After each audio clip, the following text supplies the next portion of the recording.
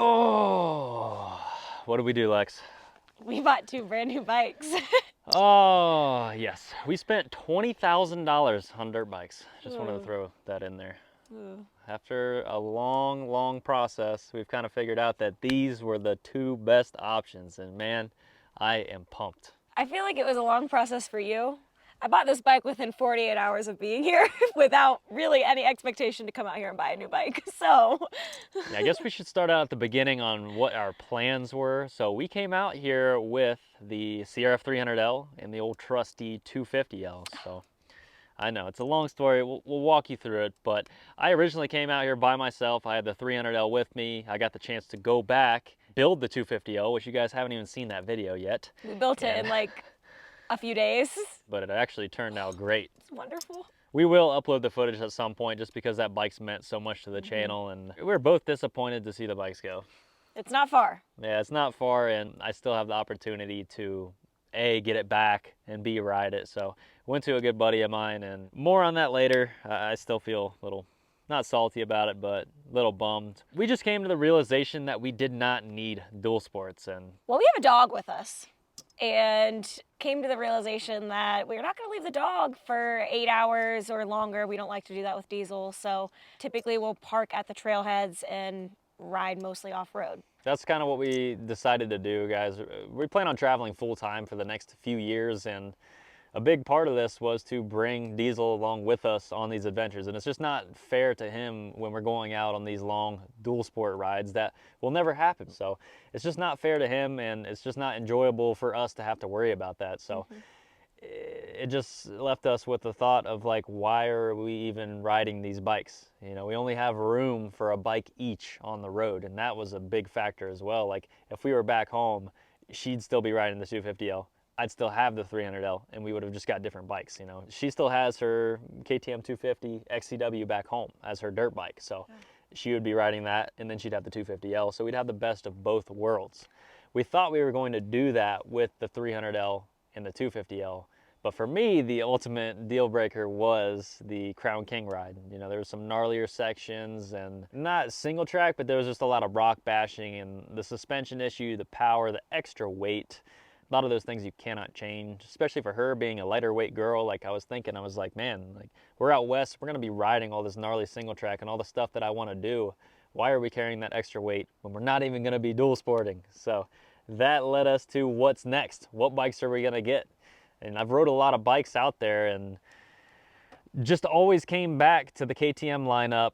And why did we choose 4-stroke? Well, that goes back to we can only have one bike. 2-strokes just aren't the best on the road. We're not wanting to do top ends every week. And we don't really know exactly, how much on-roading we're doing because we're just not planning it like that. But we still want the option to go on-road without, having to do the maintenance a 2-stroke requires. Yeah, we'd be doing an oil change every ride. And if we ever had to hop on a highway and try to do 65, 70, which is still pretty rough for these bikes, we at least know that we can do it. We can get away with it. We're not going to blow up our bikes. Yes, the XCW with the wide ratio, you can do that. You know, when I went riding single track with Todd, video's coming soon, man. We did a lot of good riding, and that was my break-in ride on this bike. Had an absolute blast. A lot of good feelings towards this bike. Definitely made the right decision, but I'm getting ahead of myself here. What I'm getting at is, yes, you can do it. You know, we're gonna have all those comments of, yes, you can do it. You know, you should have got this, should have got that. But ultimately, we just didn't want to deal with that extra maintenance. And yes, these are still high maintenance bikes, but if we have to hop on the road, we still have the option, the comfort of knowing that. We love 2-strokes. Oh yeah. Like you mentioned, we would have both if we could. And because 2-strokes off-road, because I still have mine back home and I really don't want to sell it. So, we understand that that's the ultimate woods bike. Just these are the better options for us. We didn't even say what they are, did we? No, I guess we didn't. What they are. So what is your bike? I have a 2021 KTM 350 XCF-W. That's a mouthful, man. It really is. Dude, KTM and their letters, numbers, combinations, they've got a lot of bikes. Tanner, what bike did you buy?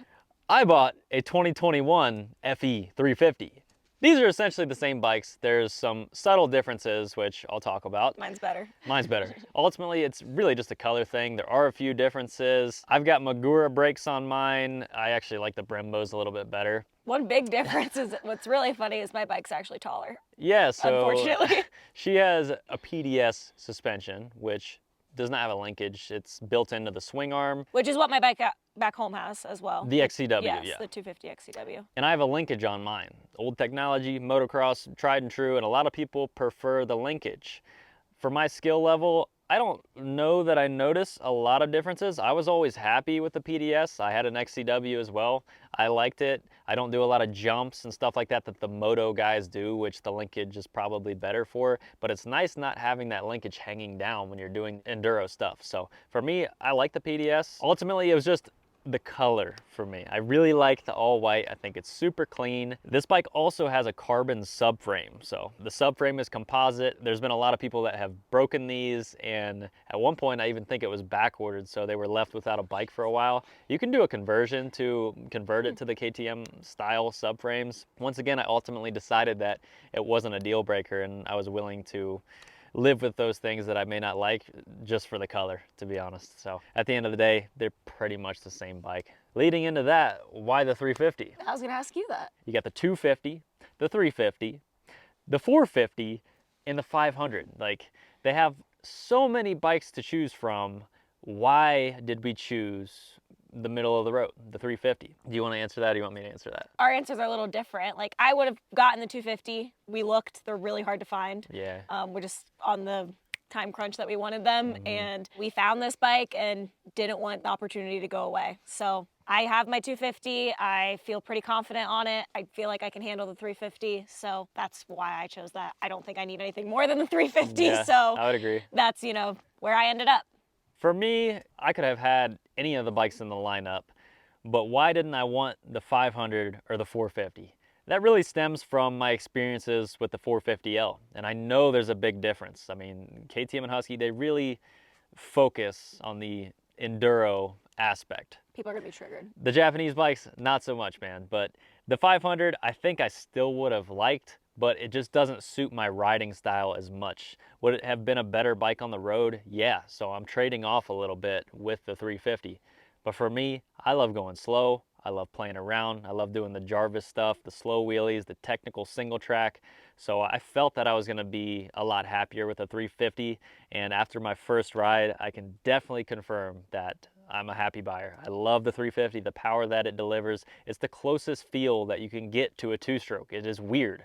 I got a chance to ride Todd's 300 XCW 6 days edition super clean bike back to back, and I was happy with the 350. I wanted to get back on the 350, which is super weird, and at that point I was more comfortable on my own bike, so I get that. But out here in the desert, you kind of got some more wide open trails, so that little bit of extra power and the different delivery that the four-stroke gives, especially the 350, I enjoy, and I can't wait for her to ride hers, because you've actually not even rode it yet. I have not rode this. I would also say, back to like the point you made about being more comfortable on your bike, like this is a similar, frame setup as my 250 back home. So I have some experience on that, compared to like the 250L. Thing's kind of a hog. I love it, but it's a pig. Yeah, I mean, if she drops this bike, she's going to be able to pick it up by herself. And like she said, Sometimes. she's rode the 250 XCW for a couple years now, and she's comfortable with the size. Do we plan on getting this lowered in the future? Probably. It would be nice to get the suspension set Probably for both her. of them. Yeah, definitely. I want to get mine done. I can hear the comments already. Well, why didn't you guys just do that with the 300 and the 250L? Like I said, guys, you can throw all the parts on that, all the accessories. At the end of the day, you just can't shed the weight. And once again, why have a dual sport if you're not going to be doing dual sport things? These are technically dual sports. I mean, we didn't get the street legal versions, and I guess we should also mention that.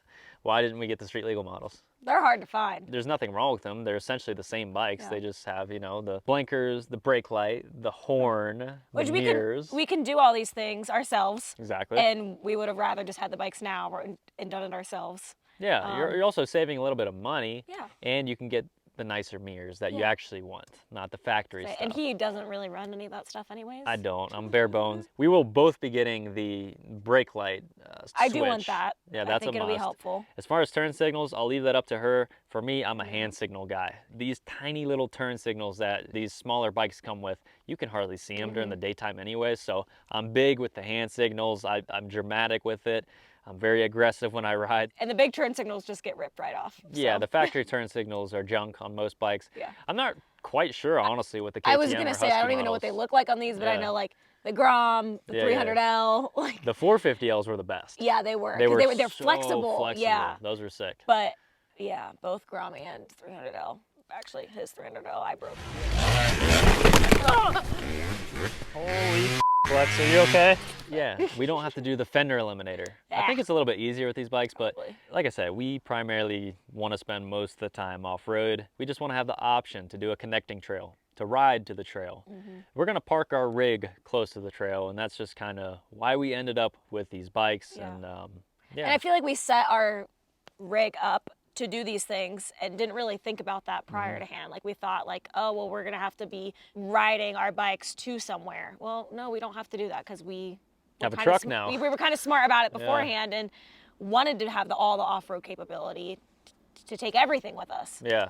Oh, Jesus. I was waiting for that. Hey, quit. Sit. Good boy, but stay. No. There's somebody coming by. We got a guard dog protecting us. Come here. Lay down. Lay down. Sit. He's a cable boy right now. There's a lot of passerbys and he just chases everybody off. So when we can't watch him, we got to tie him up sometimes. I know a lot of people get triggered with dog stuff. Jesus, don't even talk about today. We took Diesel into town with us and oh my gosh, I had to go off on the old lady. I respect my elders, man, but she was pushing my patience. She was not very nice. Whew. You were nice. It got I kept rough. my mouth shut. She was just telling us, how to take care of our dogs, knowing absolutely nothing about him. And dude, this dog lives a luxury life that, a lot of dogs don't. So we're getting way off topic here. We were originally gonna have a van and trailer set up.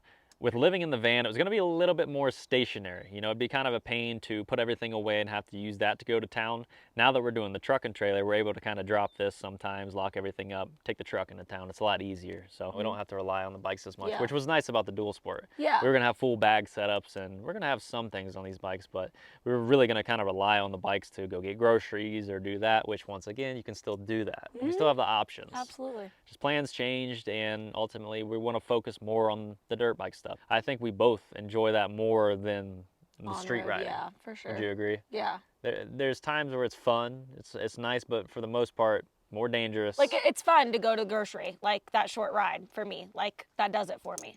Exactly. Do I really want to spend like 4 hours on an uncomfortable bike? Not particularly. We'd rather be playing around on the trails. Yeah, exactly. People are gonna be like, oh, it doesn't have to be uncomfortable. Yeah, the 250L was comfortable. I finally got to ride it for a short goodbye trip on the road. But yeah, I mean, for me, I think our interests are way more focused on off-road. And I don't even know why we're explaining this so much or why I'm trying to explain why we made this decision. I know, man, the keyboard warriors are fucking annoying, to be honest, man. Everybody's got an opinion, and that's fine because I do too, but we're just kind of telling you why we went this route. Leading into that, why KTM Husqvarna? There's a lot of other options there. We could have gone Beta. We could have gone Ryu. Beta boys. Beta boys. We could have gone Gas, which is pretty much KTM. We could have gone GPX. There's a lot of other options, and why no Japanese bikes? Ultimately, guys, if you know, Japanese market, I've tried it, you don't have a lot of options. On the road, we want to be able to know that if we break down, we can go less than an hour and find parts. These bikes are a dime a dozen, and there's so many parts for them out there, and when all else fails and something happens, which is inevitable, we can know that we can get parts fairly quickly and keep the ball rolling and keep the adventures happening. I would like, as a content creator, to do something different. That's why I liked doing stuff with the new bike, the 300L. Ultimately, we want to focus more on the adventures. We don't care so much about the medium, about the bikes that we're on. It's a good point, because I feel like a lot of people are like, well, your subscribers want to see this, or you're going to lose. At the end of the day, it's about the adventure, adventure daily. It's not too much about the bikes.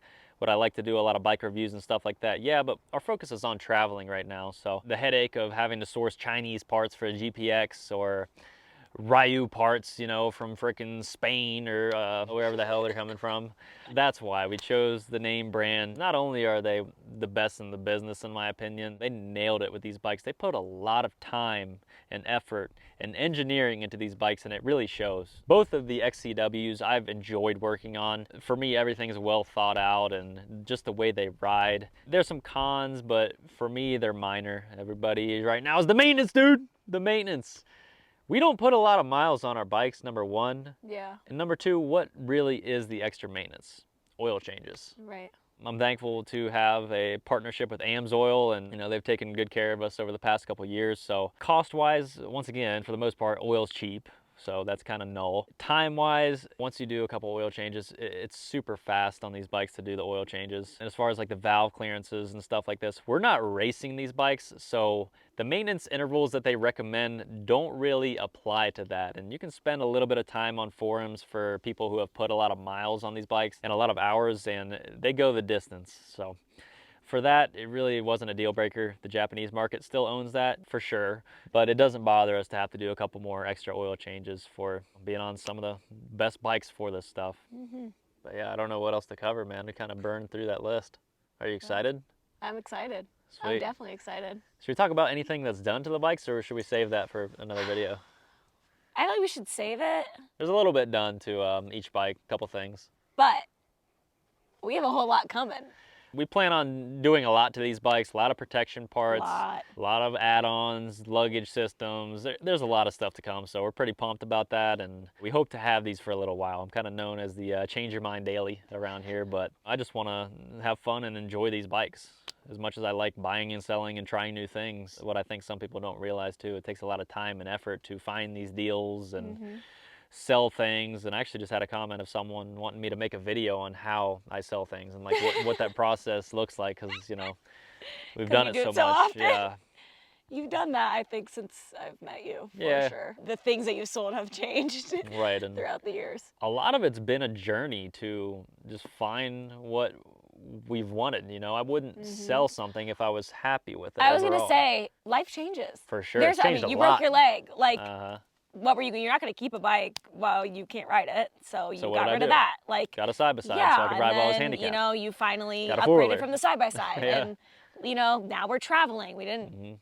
I mean, I didn't really expect to be traveling 6 months ago. So Life changes. Yeah. Plans change. Yeah. Bikes change. I hope to be a little consistent for a while and enjoy these machines because, like I said, I'm extremely happy with it. We did a lot of riding. Hell, we had like a 150-mile dual sport day. We did some road riding, some gnarly single track. Second day was more just single track, some gnarly stuff, and I couldn't be any happier with this bike, how it performs, and I can't wait to hear her thoughts on coming from the two-stroke Yeah. and a little bit of riding she's done on the 250L, like what she thinks about this bike. yeah, it's just been so long since I have been on a 4-stroke off-road. Yep. Like the last 4-stroke was my 150 RB. Woo, that was a long time Because ago. then I went to the KX100 and then I went to the Oh, KTM. yeah. And so that was probably like a year and a half ago. And I am very anxious, to say the least. I'm excited. I'm super excited. Let's have some fun, man. Let's ride some freaking dirt bikes. It's been a while. Dude, we haven't even got to ride yet since you've been out here. No, we have No. not. We've just been spending the past few weeks just organizing things. We got a lot of stuff to do, camper related. Still doing a new project with the Carefree Camper Company, but need a temporary living space. And the stuff that I brought here and just organizing things, selling things, making content. Got a lot of exciting stuff coming to the channel very soon. For sure. So if you are new, please consider subscribing. We're gonna make a lot of awesome content, and I hope you guys are excited for these new bikes. Absolutely. New bikes, new content, new adventures. For sure, adventure awaits, and we're excited to bring you guys along with us. So hit those notifications, follow along with us, and I think that pretty much wraps up the bike reveal, man. Like, comment, and subscribe. See you guys in the next video. Peace. Later. Hey.